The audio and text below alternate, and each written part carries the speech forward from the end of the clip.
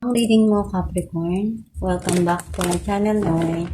Nasa mabuti kayong kalagayan while watching the channel. This is the general reading. Kayo nang bahalang magpalit-palit ng situation nyo sa reading ko.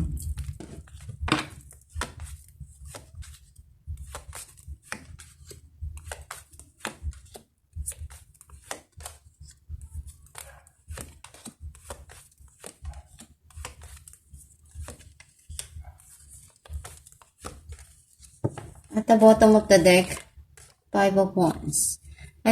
Ang nasisense ko sa energy mo, nakita ko na something here na nagkakaroon ng disagreement.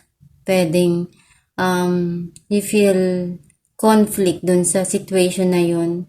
Kaya nahihirapan kang magdesisyon, magulo pa para sa yung mga nangyayari. Ang mensahe ng card mo, hinahanapan mo ng hustisya na maibalance yung mga sitwasyon na yun na pinaglalagyan mo or nangyayari ngayon sa'yo.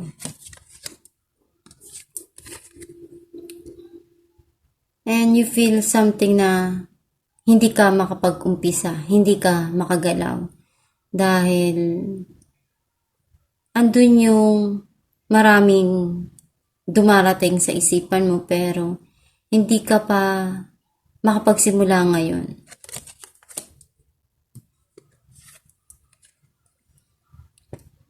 Pinag-iisipan mong mabuti kung ano pa ba yung pwedeng mong magawa dun sa mga nangyayari ngayon.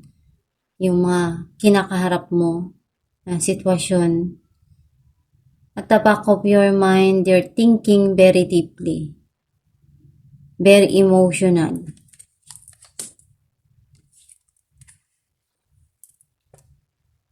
Something here na nagkakaroon ng hindi magandang sitwasyon. Very dark. You feel something na tied up ka doon sa taong yun or doon sa isang situation sa buhay mo. Pwede nagkakaroon ng pagtatalo. And you feel sad kasi hindi mo ni-expect yun na mangyari.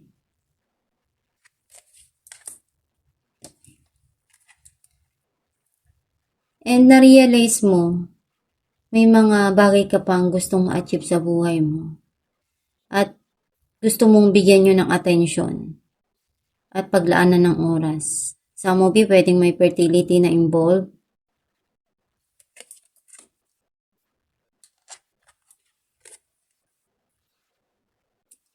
You're thinking here na merong pagsisinungaling or you're trying to risk something here.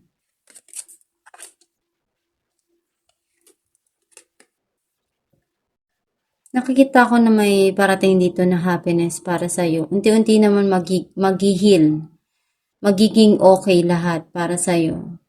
Magiging shining.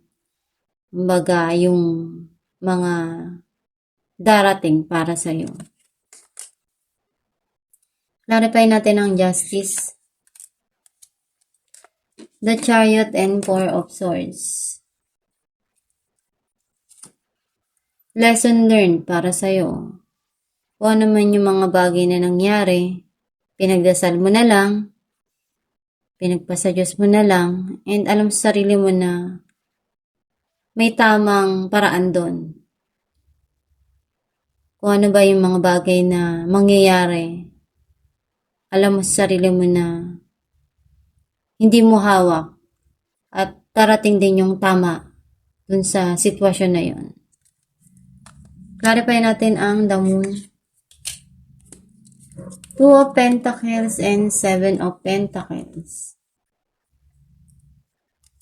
Naguguluhan ka pa kung tama pa ba na pagdaanan, bigyan ng oras, ng panahon, ng effort, yung situation na yun. Or hindi ka pa ready na magdesisyon. Clarify natin ang Nine of Swords. Four of Pentacles and Temperance. You're trying to save or hindi mo pa rin makalimutan yung past. Andun yung point na hinahabaan mo lang talaga yung pasensya mo. You want to balance or you're trying to balance everything. Clarify natin ang Seven of Swords, Page of Swords, and the Emperor. May pag-uusap dito or something na you're removing some people in your life. Kasi natuto ka na eh. Alam mo na kung ano yung sa tingin mo dapat i-lead yung or yung way mo, kung ano yung path mo na gusto mo. Alam mo na yung tama para sa'yo or something here na you're trying to speak out to talk about something here na para sa'yo tricky. Clarify natin the Hangman, Nine of Wands, and Eight of Wands. Kung ano man yung nangyari, nasugatan ka man, nasaktan ka man, kung ano may mga pinagdaanan mo, babangon ka pa rin eh. Kasi alam mong may mga darating pa para sa'yo. Some of you may message dito na darating at handa ka na harapin to. Clarify natin ang the Devil, Strength, and King of Cups. Na-overcome mo yung pagsubok na yun. Kasi andun yung pagmamahal. Some of you, you are more stronger now. Kaya mo ng paglabanan.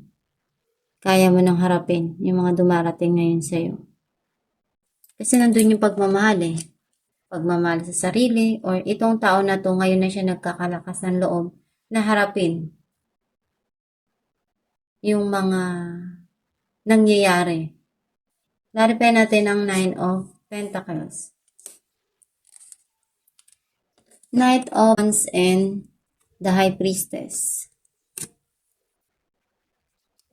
Nakikita ko na kailangan mong alamin sa sarili mo. Yung inner self mo. Kung ano yung sa tingin mo gusto mo. Kasi andun yung passion eh. Handa ka na bang harapin? Handa ka na bang magsimula? Some of you may tao dito na pabalik-balik sa buhay mo. At alam mo sa sarili mo na babalik at babalik pa rin tong tao na to. Kasi alam mo sa sarili mo na may mga goal kang na-achieve, nagiging masaya ka naman sa mga dumarating sa'yo. Pero yung tao na to, kumbaga, pag nakikita niyang masaya ka, babalik siya eh. Guguluhin ka uli. Some of you pwedeng something here na nare-realize mo sa sarili mo. Kung ano yung mga bagay na magpapasaya para sa'yo. Alamin natin kung ano mensahe ng yung gabay.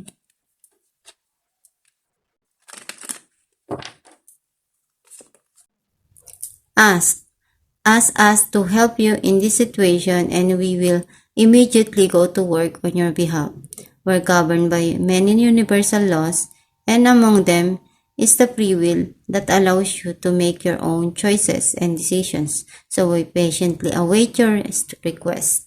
Ang mensahe ng yung gabay na yung Diyos, pinibigyan tayo ng choice kung ano ba yung gusto natin na mangyari. Mga desisyon na alam mo sa sarili mo na ikaw lang yung makakagawa. Kasi kahit anong bigay sa'yo, kung ano naman yung gusto mo, yung pa rin yung masusunod eh. Ikaw pa rin yung magmamaneho ng buhay mo. Ikaw pa rin yung pipili kung ano yung gusto mong mangyari sa buhay mo. Kung madapa ka man, bumangon, at mag-umpisa uli. Kung tama man yung mapili mo, that's good kasi at least alam mo sa sarili mo na iyon yung tama para sa'yo. At masaya ka na gagawin mo at haharapin mo lahat. Basta palagi lang na magdasal, huwag makalimot sa Diyos. At itong yung reading, Capricorn, kung nakaresonate ka, kindly comment down below. Thank you for watching.